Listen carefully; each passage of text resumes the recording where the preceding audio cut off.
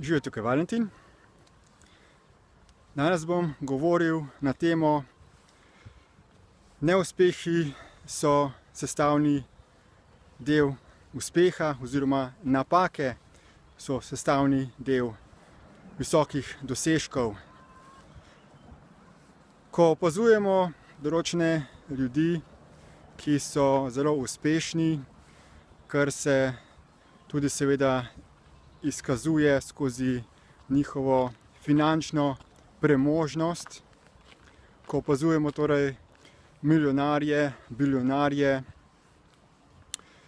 vidimo samo tisti del njihovega uspeha, dosežkov v zadnjem času in potem smo lahko ljubosumni na njih.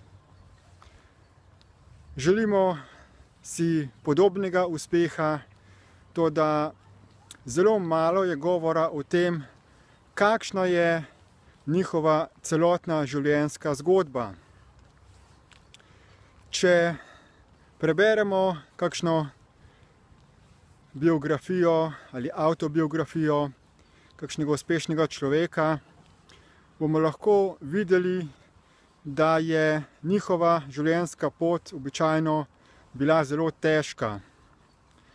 Ravno ljudje, ki so zelo uspešni, so večinoma imeli zelo težko otroštvo, so živeli v pomanjkanju, doživeli so različne življenjske pretrese in to je tisto, kar jih je stimuliralo, da so si zagotovili boljšo prihodnost.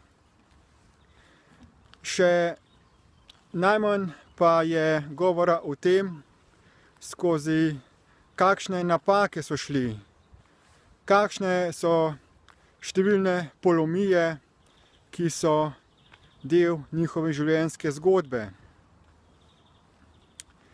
Recimo za primer glasbena skupina Beatles se zdi, da je zelo hitro uspela, toda oni so vrsto let igrali po raznih majhnih klubih, za majhne denarje, včasih tudi za brezplačno, samo zato, da bi se njihov glas razširil, da bi jih ljudje spoznali.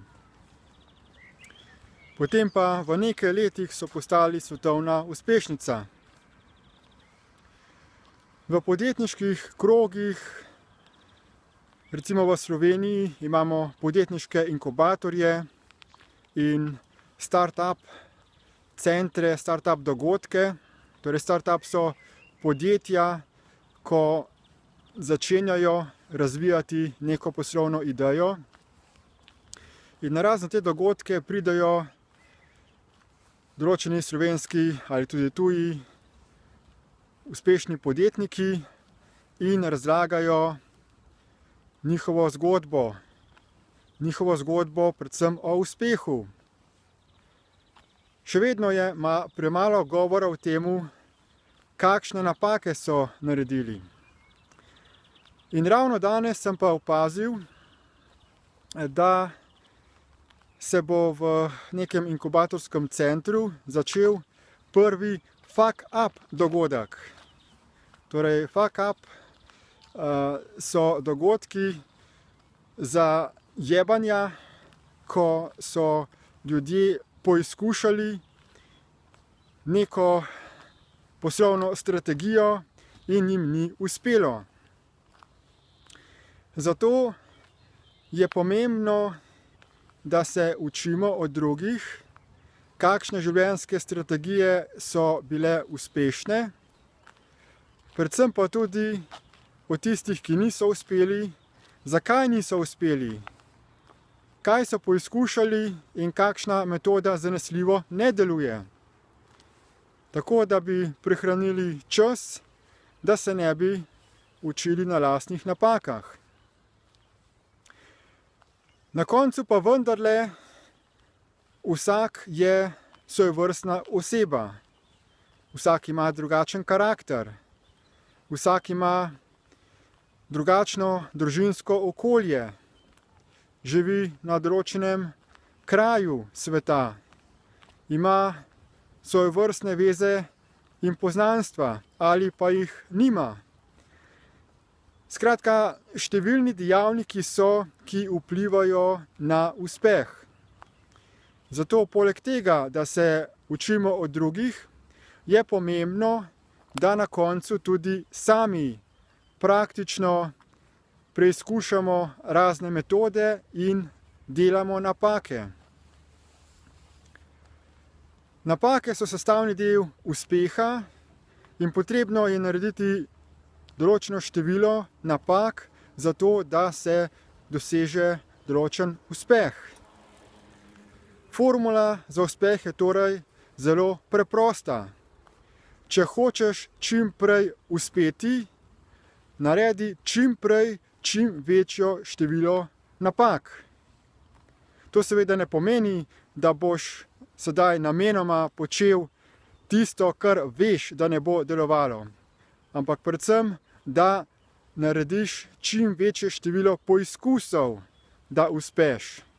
In če ne uspeš, da se zavedaš, da je to pač sestavni del nekega razvoja in da te noben neuspeh ne potre. Ampak enostavno rečeš, pač mi ni uspelo. Še en primer. Thomas Edison, izumitelj žarnice. On je naredil 10.000 poizkusov, da bi izumil žarnico. In ko so ga vprašali, če je kaj depresiven, ker je 10.000-krat poizkusil in mu ni uspelo, je odgovoril, ne, nisem 10.000-krat doživel neuspeh, temveč sem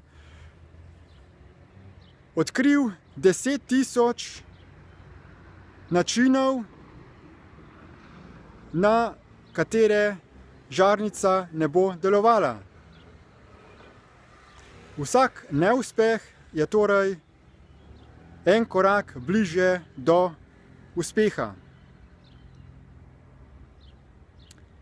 To se torej zavedajte in ko greste skozi življenje, uporabite ta načela, učite se od uspešnih ljudi, integrirajte se v podjetniške kroge, delajte na sebi, berite knjige o uspehu za osebni razvoj in pa pomembno je tudi, da postanete čustveno stabilni in da se osvobajate kakršnihkoli strahov, ki se vam ob tem porajajo. Odlično brezplačno spletno orodje, ki vam pomaga, da postanete čustveno stabilni in neustrašni, je DIP Lite spletni tečaj. To je brezplačni uvodni spletni tečaj, kjer dobiš celo živega mentorja. Povezavo do tega tečaja pa najdete v opisu tega videoposnetka. Želim vam torej čim večje število napak, da boste čim hitreje uspeli. Hvala za posluh in nasvidenje.